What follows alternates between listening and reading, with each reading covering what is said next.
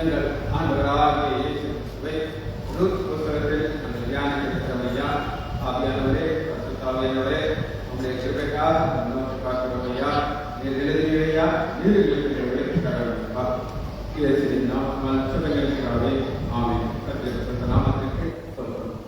இசையின் தலைப்பு நம்முடைய ஆண்டவராகிய இயேசு கிறிஸ்துவை ரூத் புத்தகத்தில் பார்க்க இருக்கிறோம்.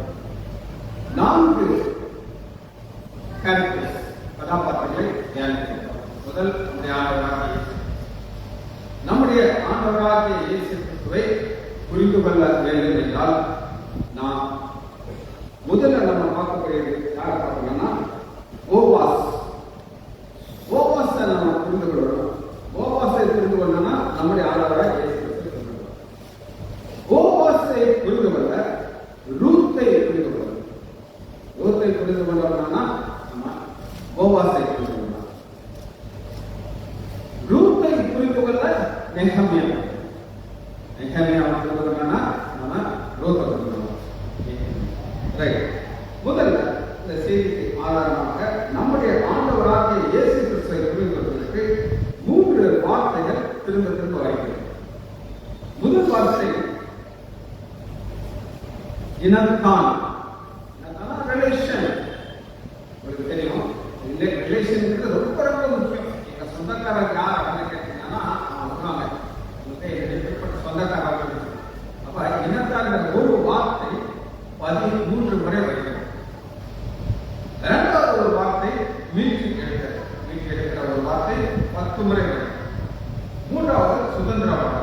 இந்த 3 வார்த்தைகளையும் நம்ம புரிந்து கொண்டோம்னா நம்முடைய ஆண்டவராகிய இயேசு கிறிஸ்துவை நல்லா புரிந்து. இப்ப ஃபர்ஸ்ட் நம்ம யாரை புரிந்து கொள்ள போகிறோம் அப்படின்னு கேட்டீங்கன்னா முதலாவது ரூத் 1:1.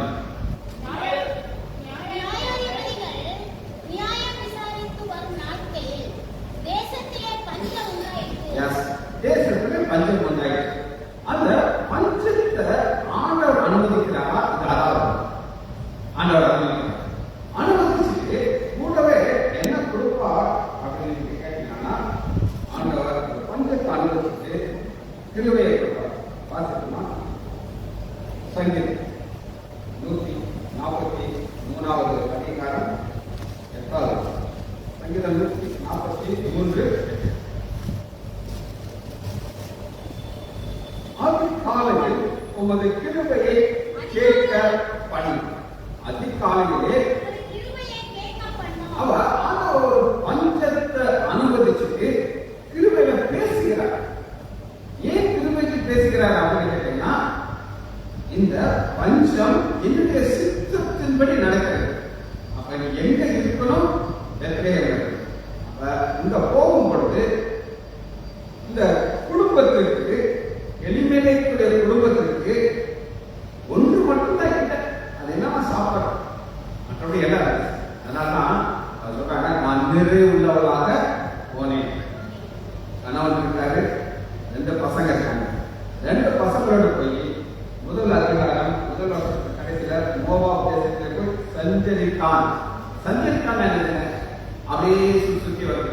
இங்க பார்க்கலாமா, இங்க பார்க்கலாமா, இந்த ஊர் நல்லா இருக்கா, இல்ல நம்ம பெத்லெஹேம் நல்லா இருக்கா, போகலாமா, இங்கே இருக்கலாம்னு சொல்லி சுத்தி பார்க்கணும். அப்ப ஆண்டவர் அதிகாலையிலே கிருபையில பேசுறாரு, மகனே நீங்க தங்கிறாத, நம்முடைய தேசம் அல்ல, இங்க உனக்கு நான் உன்னை அழைத்து கொண்டு வரவில்லை, ஆனால் நீ வந்துட்ட. ஆனா இங்க என்ன செய்யக்கூடாது? தங்கப்படும். ஆனா என்ன நடந்தது? 2வது அதிகாரம் அங்கே இருந்து அவ முதல்ல ஆண்டவர் எலிமெண்டை கூட பேசுறாரு. என்ன பேசுறாரு? செட்டில் ஆகிறாத, எங்க வந்து கேட்கறதுனால ஆண்டவர் ஒரு சிக்ஷை ஏற்படுத்துறார். இவங்க வந்து செட் ஆனவங்க நான் என்ன நினைக்கிறேன், அதாவது ஒரு பிசினஸ் ஆரம்பிச்சிருப்பாங்க, நல்லா ரிச் ஆகிட்டே இருக்காங்க. அப்ப சொல்லுவாங்க, நம்ம வந்தது ரொம்ப நல்லது, இங்கே செட்டில் ஆகிடும், இவ்வளவு ஆசீர்வாதம் இருக்கும் அப்படின்னு நினைச்சிட்டு இருப்பாங்க. ஆனா ஆண்டவர் அந்த எலிமெலேக்கை எடுத்த உடனே இப்ப யாருக்கு பொறுப்பு வருது? கிடையாது. அம்மாக்கு தான் பொறுப்பு, மிக பொறுப்பு. ஐயோ இன்னைக்கே அவங்க ஒரு புதுப்பேர் பேசினாரு, செட் ஆக கணவன் இறந்தாரு. ஆனா தொழில் நடக்குது.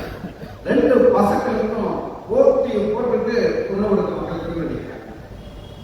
அப்ப என்ன நினைப்பாங்க, அவங்க நல்லது, நம்ம ஊர்ல கூட இவ்வளவு பெண்கள் நம்ம கிடைச்சிருக்காரு, என்ன அளவுக்கு பிள்ளைகளா இருக்கு. 2 பிள்ளைகளையும் திருமணம் முடிச்சுட்டு அடுத்து ஆசீர்வாதம் இருந்துச்சா இல்லையானா இல்லை. எப்படி இல்லைன்னா அவங்க 10 வருஷம் இருக்காங்க. 10 வருஷம் இருந்து 4வது வருஷத்துல கடைசி பாருங்க, ஏறக்குறைய 10 வருஷம் பிள்ளைகள் இருந்துச்சா. இப்ப கணவன் இறந்துட்டாரு, 2 பசங்களை இறந்துட்டாங்க. ஆண்டோடைய கிருபை திரும்ப திரும்ப கேட்க பண்ணுகிறார். அதிகாரிகளே கிருபையை கேட்க பண்ணி என்ன சொல்கிறாங்க, நீ எங்க நினைக்கணும் போகணும். எங்க போகணும்? பெத்லகேம். பெத்லகேம் போறவங்க எப்படி வருகிறாங்க, கஷ்டப்பட வருகிறாங்க. ஆனா நம்முடைய ஒரு ஸ்பெஷல் கெப்பாசிட்டி என்ன கேட்டீங்கன்னா, வழி யார் பண்ணப்பட்டோம்? ஆண்டவரை நேசிச்சாரு. சிறுமை சொன்னாங்க, என்னை வெறுமையாக திரும்ப பண்ணினார். வெறுமையாக திரும்ப பண்ணினார்னு சொல்லி இது யாருடைய கேரக்டர்? 2வது நம்ம பார்க்க போகிறது என்ன கேட்டீங்கன்னா, 3வது அதிகாரம் 11வது 3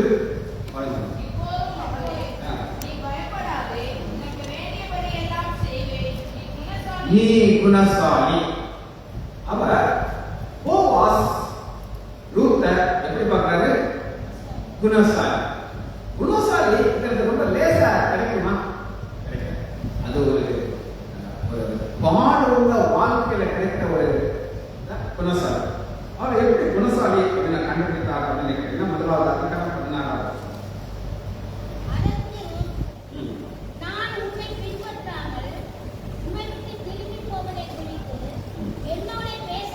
என்னோட பேச வேண்டாம்,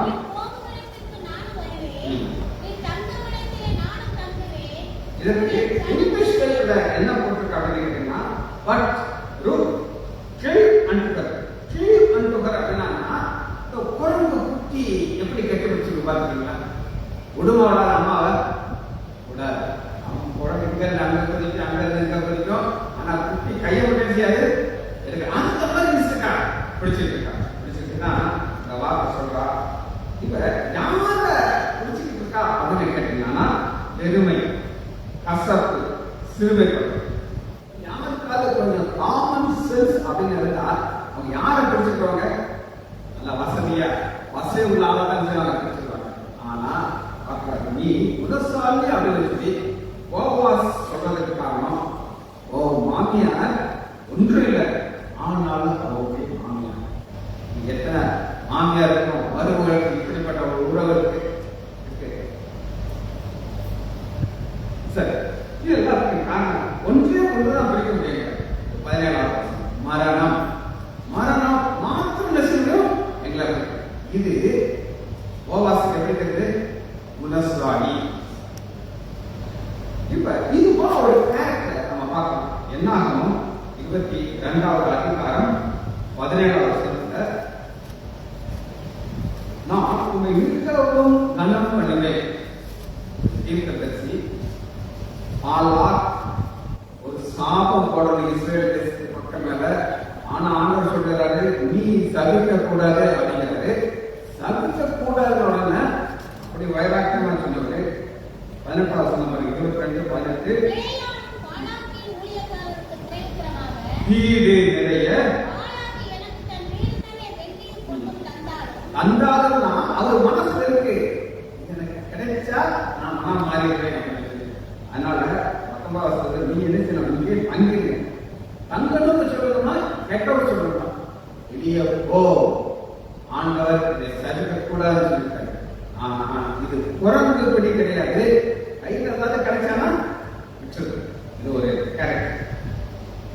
ஆண்டவர் என்ன 31வது அதிகாரம் 16வது வசனத்துல 31 அதனால எலியாவின் ஆலோசனையின் காரணமாக இவர்தான் ஐடியா கொடுக்கிறார். என்ன ஐடியா கொடுக்கிறார் அப்படின்னு கேட்டீங்கன்னா 25:1 இதான் அவன் கொடுக்குற ஆலோசனை. நான் சபிக்க மாட்டேன், ஆனா அவங்க வேசித்தனம் பண்றதுக்கு நீ அந்த ஐடியா கொடு, அதனால மனுஷனோட அழிவு. ஆனா ரூத் 1:16 என்னோட பேச வேண்டாம். பேசாட்ட நல்லா இருக்கும். இதை பத்தி நீ பேச வைக்கிற இதுதான் குணசாலி அப்படின்னு சொல்லி ஒரு காரணம். 2 கேரக்டர். மூணாவது நம்ம பார்க்க போது போவாஸ். போவாஸை குறித்து ஒரு கனெக்ஷன் நம்ம பார்க்கணும். நம்முடைய ஆண்டவராக இயேசு கிறிஸ்துவுக்கும் போவாஸுக்கும் கனெக்ஷன் என்னன்னா 2வது அதிகாரம் 4வது. பெத்லெஹேமில் இருந்து வந்து நம்முடைய ஆண்டவராக இயேசு எங்க வந்தாரு? பெத்லெஹேம். பாத்தீங்களா? இப்ப நம்ம இந்த புத்தகத்துல நம்முடைய ஆண்டவராக இயேசு கிறிஸ்துவையும் போவாஸையும் பார்க்கறதுக்கு 2 பேரும் ஒரே. நீங்க வெளியூர்ல போயிருக்கீங்க, நாங்க குல்பர்கால படிக்கிறோம். அப்ப அதாவது ஒரு தமிழின் தமிழ் பேசுறதுக்கா பயங்கர சந்தோஷம். ஐயே இது தமிழ்காரங்களா அப்படின்னு நமக்கு இங்க மதிப்பு தெரியாது. நாங்க ஒரு தமிழ் சங்கம் அப்படின்னு நம்ம வச்சிருக்கோம். தமிழ் சங்கத்தில் ராமா போட வைத்து மீட்டிங் போது அப்போ ஒரு சந்தோஷமா இருக்கும். அது மாதிரி 2 பேரும் ஒரே இருக்காங்க. நம்முடைய ஆண்டவராக இயேசு இவர்களுக்கு என்ன இருந்தது அப்படின்னா இருக்குது. முதல் 2வது முதல் வசனம் பாருங்க. அவருடைய புருஷனாகிய ஏலேமெக்கு உறவு முறையில் போவாஸ் என்ற பெயருள்ள மிகுந்த ஆஸ்திகாரனாகிய இனத்தான் ஒருவன் இருந்தான். இந்த இனத்தான் என்னன்னா ரத்த சம்பந்தமான உறவு. யாத்திராகமம் 4வது அதிகாரம் 25வது வசனத்துல ரத்த சம்பந்த புருஷன் ஆண்டவராகிய இயேசு கிறிஸ்து மோசையை கொல்ல பார்க்கிறாரு. காரணம் மனைவி பிள்ளைக்கு வெட்ட சேதனை பண்ணக்கூடாது. ஆனா ஆண்டவர் கொல்ல பார்க்கும் பொழுது அவளே ஒரு கல்லெடுத்து சர்ஜனா மாதிரி வெட்ட சேதனை பண்ணி தூக்கி போட்டு என்ன சொல்றார்? வேதனுடைய ரத்த சம்பந்த புருஷன். அது போலதான் இங்கே நம்ம பார்க்கிறோம். ரத்த சம்பந்த புருஷன். ரத்த சம்பந்த புருஷன் க்ளோஸ் ரிலேஷன்ஷிப். 3வது அதிகாரம் 9.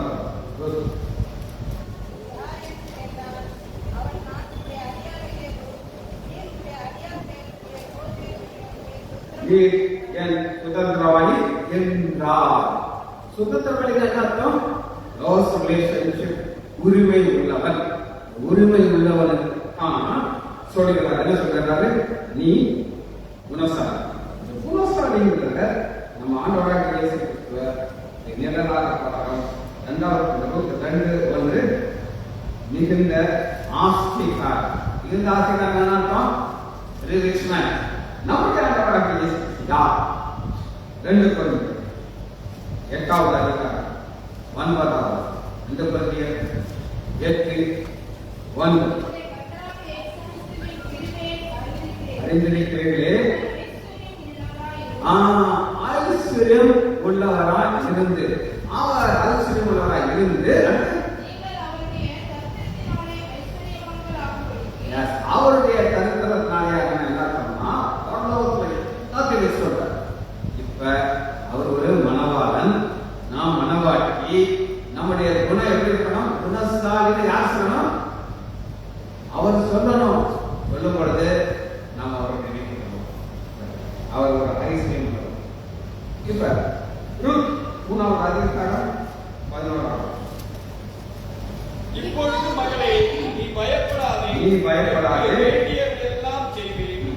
நீ குணசாலி என்பதை உனக்கு வேண்டியதெல்லாம் செய்யும். அனைவரும் சொல்லுவாங்க நல்லா நல்லா பாப்பான்னு சொல்லி போயிடுவாங்க. அனைவரும் செய்ய மாட்டாங்க. அனைவரும் கிடையாது. நான் எதனாலும் செய்வேன். அடுத்து அவர்களுக்கு ஒரு சர்டிபிகேட் உங்க அம்மா கொடுக்குறாங்க.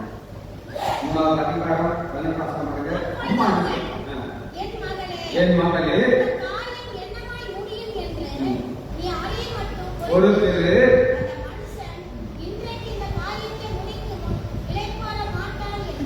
இங்க நம்ம பார்க்கிற ஒரு கேரக்டர், ஒரு ஸ்பீட், பவர்ஃபுல் பர்சன்.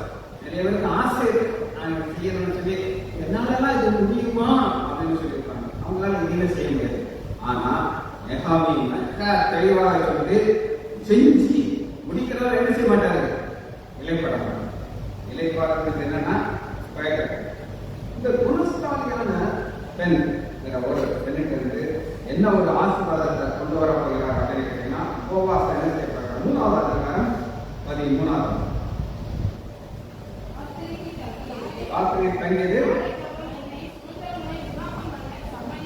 இப்ப 2 பேர் இருக்காங்க, ஒரு பர்சன் இருக்காரு, அவருக்கு ஒரு ஃபுல் ரைட் திருமணம் செய்யுது. அவரு திருமணம் செய்யலைன்னா நான் செய்வேன். அவன் விவாகம் பண்ண அவனுடைய விவாகம் பண்ண மனதுனால நான் உன்னை சுதந்திர முறை சுதந்திர முறைக்கு என்ன அப்படின்னு கேட்டீங்கன்னா, நான் யார் சொல்ற மனவாட்டி. சுதந்திர முறையிலே நம்முடைய ஆண்டவராகிய இயேசு கிறிஸ்து மணவாளன் நம்மை திருமணம் செய்வதற்கு அவருக்கு முழு உரிமை. அது என்ன நம்ம பார்க்கிறோம். இந்த காரியத்தை செய்யணும்னு நினைக்க மாட்டாங்க, இலைப்பாட மாட்டாங்க. 4வது அதிகாரம் 1 வசனத்துல ஆக்ஷன்.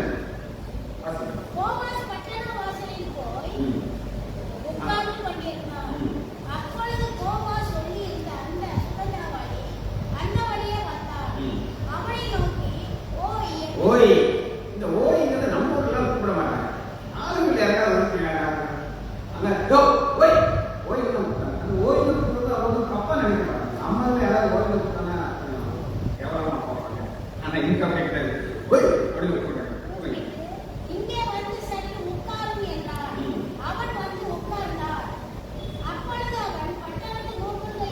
மூணாவது நோக்கி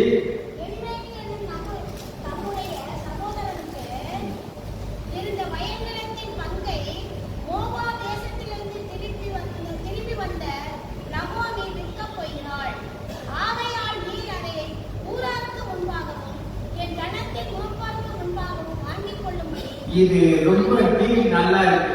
உங்களுக்கு பக்கத்துல ஒரு இடம் கழிக்கிறதுனா உங்களுக்கு சந்தோஷம் இருக்கும், வருத்தமா இருக்கலாம், கண்டாம கதா இருக்கும். இதுதான் நம்ம தான் வாங்கணும் அப்படின்னு அந்த இவரும் சுந்தரம் சரி ஓகே இருந்தாரு ஓகே. ஆனா இப்ப ஒரு ட்விஸ்ட் வைக்கிறார். ட்விஸ்ட் தெரியுமா உங்களுக்கு? அந்த ட்விஸ்ட் எப்படி வைக்கிறார் அப்படின்னு கேட்டீங்கன்னா 5வது வசனம். அப்பொழுது நீ போவாய், நீ நகோமியின் கையில் இருந்து வயல்நிலத்தை வாங்குகிற நாளிலே மரித்தவனுடைய சுரத்தில் அவன் பேரை நிலைநிற்கும் பண்ணும்படிக்கு அதை மரித்தவன் மனைவியாகிய மோவாபிய ஸ்ரீயான ரூத் கையிலும் வாங்க வேண்டியது என்றான். ஸ்பிரிட் காப்புன்னு இவர் என்ன நினைச்சாருன்னா, நிலம் மட்டும் வாங்குறது பிரச்சனை இல்லை, ஆனா கூடவே சேலை வாங்கினா என்ன கிடைக்கும்? Bucket free. நாம பார்த்துக்கோம் பக்கெட் ஃப்ரீ. அந்த பக்கெட்டுக்காகவே சேலை வாங்குறாங்க. ஆனா இவர் பார்க்கிறாரு, பக்கெட்டாக வந்தாலும் யூஸ் பண்ணிக்கலாம். ஆனா அவர் திரும்ப சொல்கிறார் அப்படின்னு இந்த பெண் மோவாபிய ஸ்திரீ பிளஸ் விதவை, கொஞ்சம் வயசான அம்மா.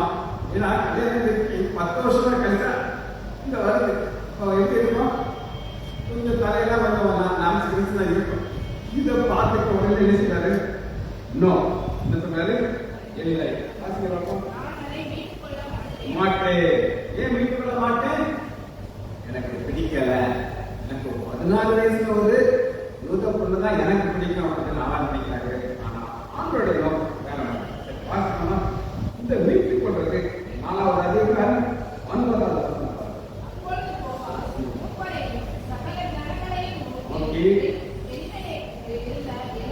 எல்லாவற்றையும் என்ன சொல்ல பார்க்கணும்?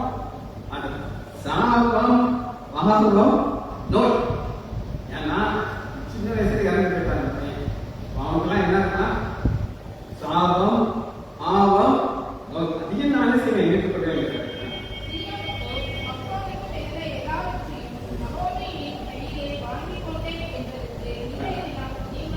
நீங்கள் சாட்சி. இது குறித்து ஒரு வாசனை நம்ம பார்க்க இருக்கிறோம். எபேசியர் 2வது அதிகாரம் 1 எபேசியர் 2:1 அக்கிரமங்களினாலும் உயிர்ப்பித்தார். வைத்தார். அவைகளை நீங்கள் முற்காலத்திலே இவ்வுலக வழக்கத்திற்கு ஏற்றபடியாகவும் கீழ்ப்படியாமையின் பிள்ளைகளிடத்தில் இப்பொழுது கிரியை செய்கிற ஆகாயத்து அதிகார பிரபுவாகிய கோபாக்கினியின் பிள்ளைகளாக நாம் இருக்கிறோம். நம்மளால என்ன செய்யறது? மீட்டுக் கொள்கிறார். அந்த மீட்டுக் கொள்கிற ப்ரொசீஜரை தான் நம்ம பார்க்கணும். இப்ப இந்த போவாஸ் யார் அப்படிங்கிற ஒரு கேள்வி கேட்டீங்கன்னா அதுக்கு பதில் மத்தேயு 1வது அதிகாரம் 5வது மத்தேயு 1:5 போவாஸ் யார்? சால்மோன் போவாஸை இந்த ராகாப பத்தி உங்களுக்கு தெரியுமா? புறஜாதி பெண், ஒரு வேசி. அவளுக்கு ஆண்டவரை பிடிக்குமா? அந்த ஊர் மக்களை பிடிக்குமானா ஆண்டவர் தான். அவர் சொல்றா, நீங்க மேல ஒதுங்கி சொல்லுங்க, நான் என் உயிரை பணி வச்சு உங்களை காப்பாற்றுறேன். நான் காப்பாற்றும் போது நீங்க என்ன செய்யணும்? எங்களை வீட்டுக்கு வரணும். ஒரு சிறப்பு பெயர் வச்சு அந்த ராகாவுடைய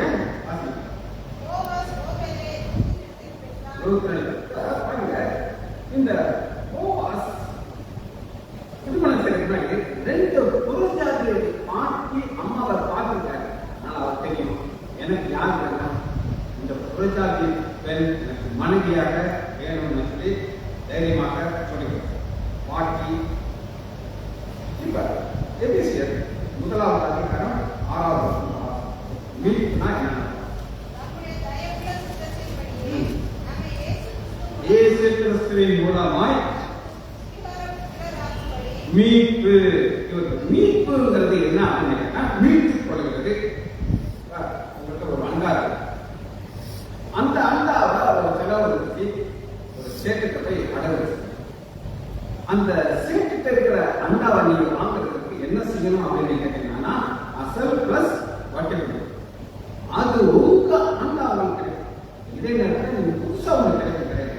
புதுசா வாங்குறது வேற, மீட்டுக் கொள்வது வேற. இந்த நம்முடைய ஆண்டவராக இயேசு கிறிஸ்து மீட்டுக் கொள்வதற்கு ரத்தத்தை சிந்துகிறார். இளையர்களுக்கு ரத்தத்தை சிந்துகிறார். இரண்டாவதாக நம்ம பார்க்கறது என்னன்னா க்ளோஸ் ரிலேஷன்ஷிப். நமக்கும் ஆண்டவராக இயேசு கிறிஸ்துக்கும் ஒரு க்ளோஸ் ரிலேஷன்ஷிப்பை யார் சொல்லணும்? ஆண்டவராக இயேசு பண்ணணும். ஒரு குழந்தை சின்ன பிள்ளையா அம்மா ஒரு ஆளை காட்ட சொல்லணும். யாரு? அப்பா. யார் சொல்லணும்? அம்மா தான் சொல்லணும். அதுபோல இந்த ஆண்டவராக இயேசு கிறிஸ்து க்ளோஸ் ரிலேஷன்ஷிப் யாருன்னு கேட்டாங்கன்னா யோவான் 20வது அதிகாரம் 17 யோவான் 20:17 இயேசு அவரை நோக்கி இதை சொல்லாதே, நான் இன்னும் என் பிதாவிடத்திற்கு நீ என் சகோதரத்தை போய் என் பிதாவிற்கு உங்கள் பிதா, என் பிதா உங்கள் பிதா. இதை விட க்ளோஸ் ரிலேஷன்ஷிப் பார்க்கணும்னா இந்த க்ளோஸ் ரிலேஷன்ஷிப்ங்கிற ஒரு உறவின் அடிப்படையில் தான் ஆண்டவராக இயேசு கிறிஸ்து நம்மளுக்கு. இன்னும் இந்த க்ளோஸ் ரிலேஷன்ஷிப் நம்ம எப்படி பார்க்கலாம் அப்படின்னா எப்படி 2வது அதிகாரம் 14 எபிரேயர் 2:14 பிள்ளைகள் மாம்சத்தையும் ரத்தமும் பரலோக ராஜ்யத்துல மாமிசமும் கிடையாது, ரத்தமும் கிடையாது. ஆனா அந்த பரலோகத்தில் இருக்கிற நம்முடைய ஆண்டவராக இயேசு கிறிஸ்து நம்மை போல மாறுறதுக்கு அவரும் நம்முடைய ஆண்டவராக இயேசு கிறிஸ்து நம்மளை வீட்டுக் கொள்ளணும். அவருடைய சுதந்திரவாதியா இருக்கணும். சுதந்திரவாதியா இருக்கிறதுக்கு என்ன செய்யணும்? மாம்சத்தையும் ரத்தத்தையும் உடையவராக இருந்து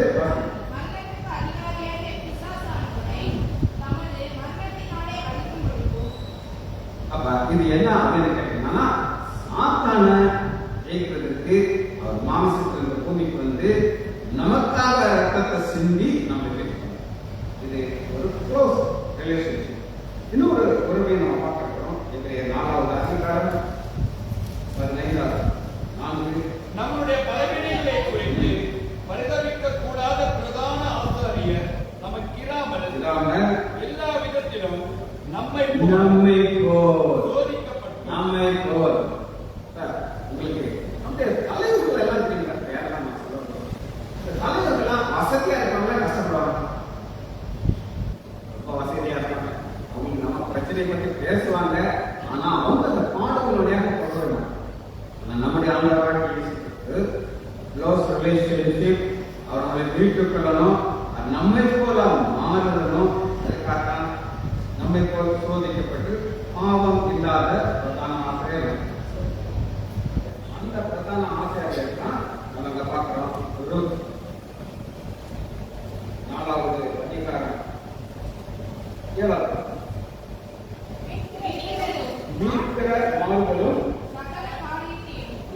உறுதிப்படுத்தும்படி உறுதிப்படுத்துறதுனால இதுதான் எப்படி ஒரு நல்ல குணஸ்திரீ அப்படின்னு சொல்ற போது அவருக்கு ஒரு ஸ்ட்ராங் ஸ்ட்ரென்த் இருந்துச்சு. நான் என் மாமியாருக்கு போக மாட்டேன், அதுபோல ஓய் அப்படின்னு கூட்டவர் ஓடியே எனக்கு வேண்டாம். ஆனா போவா உறுதி. நம்முடைய ஆண்டவராகிய இயேசு கிறிஸ்துவுக்கு நல்லா தெரியும் ஒரு சிலுவைங்கிற பான் வழியாக போய் தான் நாம் நினைக்கணும். ஆனா அதுல அவருக்கு ஒரு உறுதி இருந்துச்சு, மாறவே நான் சொல்லுவான் நீ தேவனுடைய குமாரனா எனக்கு நோ உறுதி. உறுதியோட இருந்து நம்ம மீட்டோம். இதே உறுதி நமக்கு மகா இறக்கமும் கருணையுள்ள பிதாவே இருக்கிறோம் ஐயா. எங்கள் ஆண்டவராகிய இயேசு கிறிஸ்துவை ரூத் புத்தகத்திலே நாங்கள் பார்க்க பாராட்ட நன்மைக்காக நன்றி. ஆவியானவரே, ஆவியானவரே, நன்மைகளே ஊரைகளே நாங்கள் வாழ உதவி செய்வோம். பிள்ளைகள் ஒவ்வொருவரையும் என் ஆண்டவராகிய இயேசு கிறிஸ்துவின் நாமத்தாலே